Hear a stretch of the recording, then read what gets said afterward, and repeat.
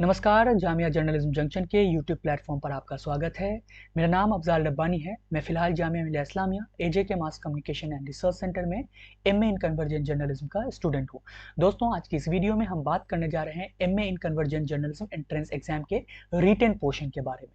सबसे पहले मैं आपको बता दूँ कि एमए इन कन्वर्जेंट जर्नलिज्म में के एंट्रेंस एग्जाम में टोटल 200 मार्क्स का आपका रिटन एग्जाम होता है। अगर इसको आप क्वालिफाई कर लेते हैं तो आपको इंटरव्यू और पोर्टफोलियो सेशन के लिए बुलाया जाता है।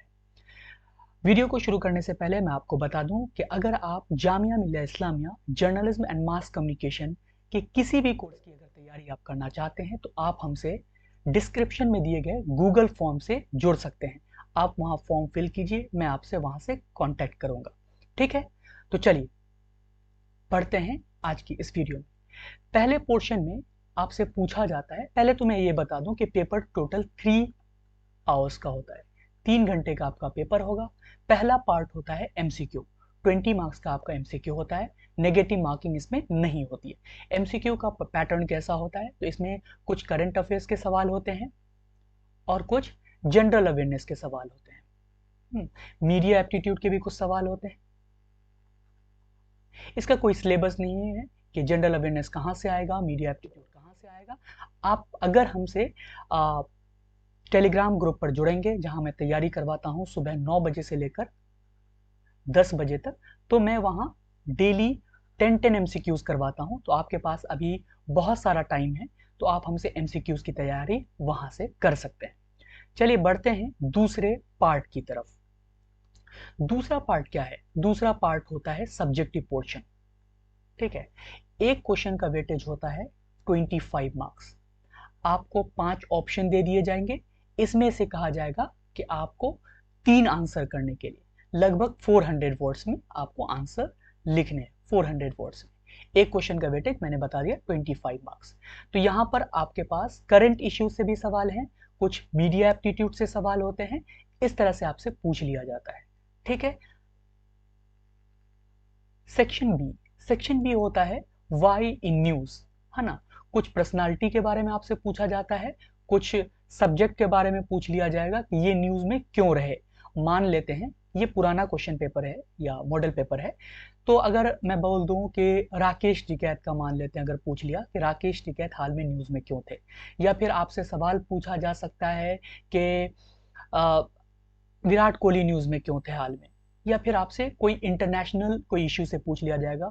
जैसे पर्सनालिटी से भी पूछा जा सकता है, जैसे पुतिन न्यूज में अभी काफी हैं तो वो चर्चा में क्यों थे, या फिर रशिया यूक्रेन चर्चा में क्यों रहा। ये सारी चीजें आपसे पूछ ली जाती है जो अक्सर न्यूज में होता है। अगर आप डेली न्यूज़पेपर पढ़ते हैं, डेली कवर करते हैं, तो आप आसानी से इस सेक्शन को कर जाएंगे।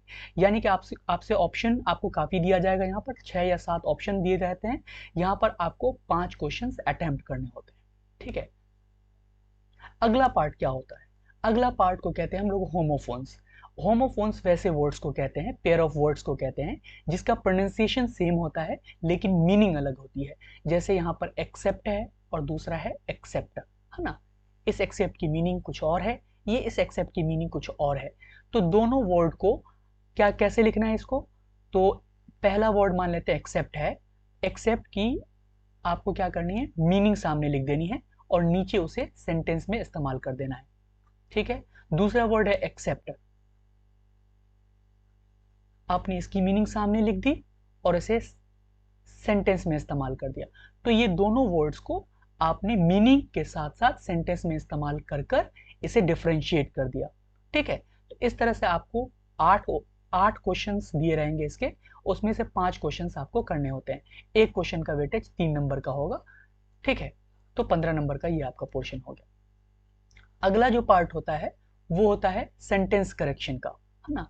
कि आपको कुछ सेंटेंस दे दिया जाएगा जो ग्रामेटिकली एरर होगा, उसमें आपको उसे करेक्ट करके लिखना है। हो सकता है उसमें आर्टिकल का मिस्टेक हो सकता है उसमें टेंस के मिस्टेक्स हो, या हो सकता है कहीं पर कॉमा लगाना हो, वहां पर कॉमा छूटा हुआ हो। ये सारी चीजें कुल मिलाकर यानी कि ग्रामर मिस्टेक्स होते हैं, उसे आपको सही करके लिखना होता है। सेक्शन सी क्या होता है? सेक्शन सी आपसे मीडिया एप्टीट्यूड से सवाल पूछते हैं, कुछ भी आपसे पूछ सकते हैं। यहाँ पर ये तो सैंपल है, ये कहने का मतलब है कि यहाँ से मीडिया एप्टीट्यूड से आपसे सवाल पूछा जाता है। जैसे लास्ट ईयर सवाल पूछा गया था कि आप जर्नलिज्म क्यों करना चाहते हैं और जर्नलिज्म में कौन से पोर्शन को आप कवर करना चाहते हैं, ठीक है।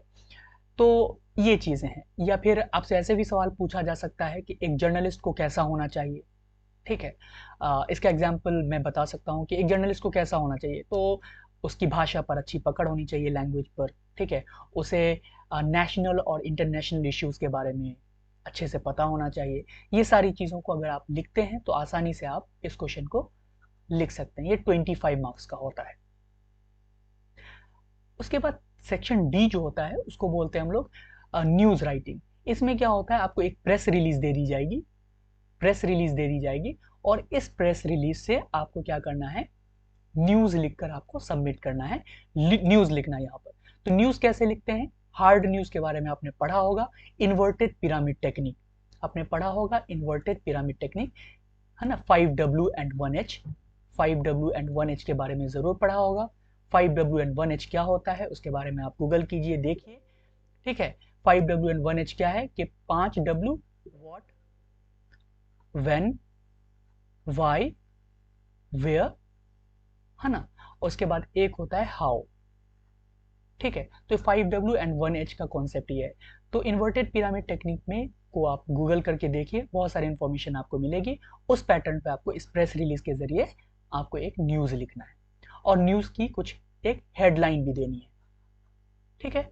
तो कुल मिलाकर एमए इन कन्वर्जेंट जर्नलिज्म में 3 घंटे में आपको इतना क्वेश्चन कवर करना होता है, इतने क्वेश्चंस का आंसर आपको लिखना होता है। अगर आप बेहतरीन तरीके से तैयारी करना चाहते हैं तो आप डिस्क्रिप्शन बॉक्स में दिए गए लिंक पर क्लिक कीजिए, फॉर्म फिलअप कीजिए और हमसे जुड़िए टेलीग्राम पर। टेलीग्राम पर मैं डेली गूगल मीट के जरिए 9 बजे से लेकर 10 बजे तक डेली मैं आपसे जुड़ता हूँ, आपको आंसर राइटिंग प्रैक्टिस करवाता हूँ, डेली एमसीक्यूज करवाता हूँ। ये सारी चीज़ें वहाँ होती हैं, ठीक है। इसके अलावा मैं पोर्टफोलियो पर भी काफ़ी काम करवाता हूँ। हमारे साथ काफ़ी स्टूडेंट्स अभी जुड़े हुए हैं, तो आप भी हमसे जुड़ सकते हैं। चलिए फिर मिलते हैं अगली वीडियो में। अपना ख्याल रखिएगा। नमस्कार।